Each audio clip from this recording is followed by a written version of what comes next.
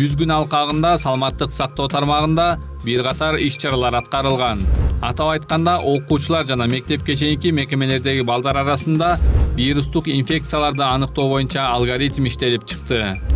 Коронавирус инфекциясынан вакцинациялоо алкагында 15-июнга карата 90 000 адам эмделди. Кыргыз Республикасы COVID-19 саякаттай маалыматтык тутумуна кошулду.